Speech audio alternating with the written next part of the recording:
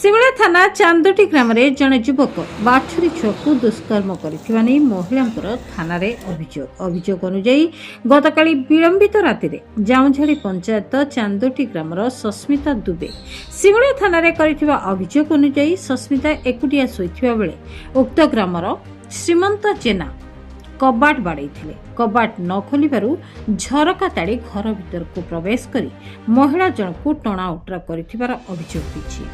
ତା ପୂର୍ବରୁ କବାଟ ବାଡ଼େଇବା ସମୟରେ ମହିଳା ଜଣକ ଗ୍ରାମବାସୀକୁ ଫୋନ୍ କରି ବଞ୍ଚାଇବା ପାଇଁ କହିଥିଲେ। ଗ୍ରାମବାସୀମାନେ ଘଟଣାସ୍ଥଳରେ ପହଞ୍ଚିଲା ବେଳକୁ ଶ୍ରୀକାନ୍ତ ସେମାନଙ୍କ କଥା ଶୁଣି ପଳାଇଯାଇଥିଲା। ଆଜି ଭୋର 4ଟା ବେଳେ ସସ୍ମିତା ଗୁହାଳ ଘରକୁ ଯାଇ ଦେଖିଲା ବେଳକୁ 2 ମାସର ବାଛୁରୀ ଛୁଆର ରକ୍ତସ୍ରାବ ଦେଖି ଆଶ୍ଚର୍ଯ୍ୟ ହୋଇଯାଇଥିଲେ। ମହିଳାଙ୍କ ଅଭିଯୋଗ ଅନୁସାରେ ଶ୍ରୀକାନ୍ତ ତାଙ୍କ ବାଛୁରୀ ଛୁଆକୁ ଦୁଷ୍କର୍ମ କରିଥିବାର ଥାନାର ଅଭିଯୋଗ କରିଛନ୍ତି। ପୋଲିସ ଏହି ଘଟଣାରେ ଶ୍ରୀକାନ୍ତକୁ ଅଟକ ରଖି ତଦନ୍ତ ଜାରି ରଖିଛି।